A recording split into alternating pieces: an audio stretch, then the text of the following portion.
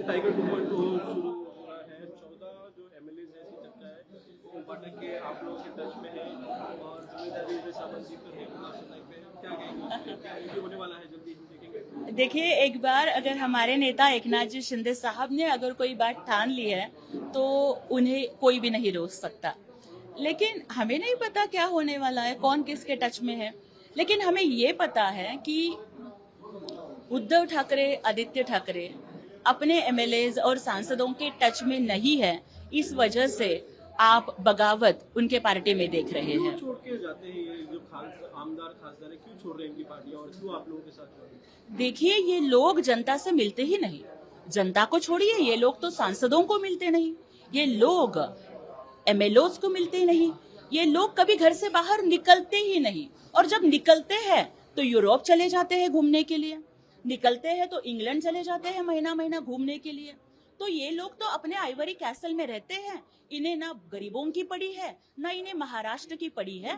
इनको तो सिर्फ हम दो और हमारे दो, इस परिवारवाद में ये वो खुश है। वो किसी के सुख दुख में भी शामिल नहीं होते। इसी वजह से सभी लोग उनको छोड़ के चले जा रहे हैं। आज उद्धव ठाकरे विदर्भ की विजिट कर रहे हैं और खासकर जिन जो 6 अभी हाल ही में जो एमपी ने छोड़ा है उनके कॉन्स्टिट्यूएंसी में जाएंगे, उनकी इस विजिट को कैसे देखेंगे?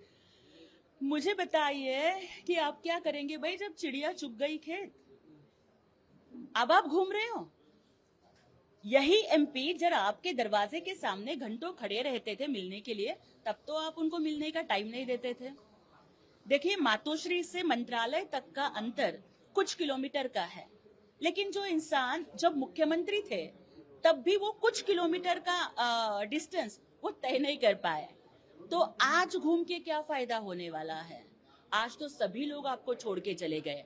आपकी स्थिति शोले के अंग्रेजों के जमानों के जेलर के जैसी है, जो कहता था कि आधे उधर जाओ, आधे इधर जाओ, बाकी के मेरे पीछे आओ।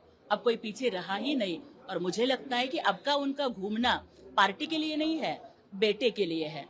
मैम, कल एक काफी इंटरेस्टिंग तस्वीरें आई जिसमें महाराष्ट्र के मुख्यमंत्री और उद्धव ठाकरे एक साथ ट्रैवल करते हुए नजर आए, ट्रेन में विदर्भ जा रहे थे।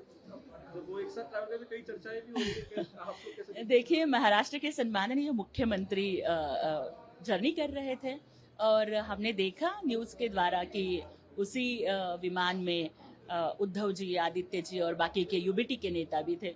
मुझे तो अचरज ये होता है कि आपको मुझसे सवाल पूछने की बजाय उद्धव ठाकरे जी को जाके पूछना चाहिए कि उद्धव जी, आप कुछ दिन पहले बोलते थे कि या तो मैं रहूंगा या तू रहेगा। तो ये तू मैं की बात करने वाले अगर फ्लाइट में थे तो नीचे क्यों नहीं उतर गए भाई? आपने कैसे उनके साथ जर्नी की? जिनको आप गाली गलोच करते थे, जिनको आप कलंक बोलते थे, जिनको आप अफजल खान की फौजें बोलते थे, आज इतनी मजबूरी क्या है भाई कि आपको उनके गुण गाने पड़ रहे हैं? एक आखिरी सवाल, क्योंकि आप पुणे में आए हैं, पुणे में काफी चर्चित चर्चा चल रही है न्यूज की, जिस तरह कीर्तन अग्रवाल की डेथ हुई है, उसके मंगेतर ने उसको मार दिया, पहाड़ों पे से नीचे वो सब चीजें चल रही है, उस पर आपकी क्या प्रतिक्रिया, उस पूरी घटना पर? देखिए, अगर शादी पसंद नहीं है तो हमें बता देना चाहिए अपने पेरेंट्स को। लेकिन किसी के भी बेटे की जान लेना ये कम्प्लीटली इनह्यूमन है। तो मुझे लगता है कि महाराष्ट्र में जो ऐसी घटनाएं जब घटती है ना, तो मन सुन्न हो जाता है कि किधर जा रहे हैं हम। जिस युवा पीढ़ी को देश का निर्माण करना चाहिए, वो युवा पीढ़ी अगर इस तरीके से दरिंदगी पर अगर उतरने वाली है, तो मुझे लगता है कि ऐसे लोगों को फांसी पे ही चढ़ाना ठीक होगा।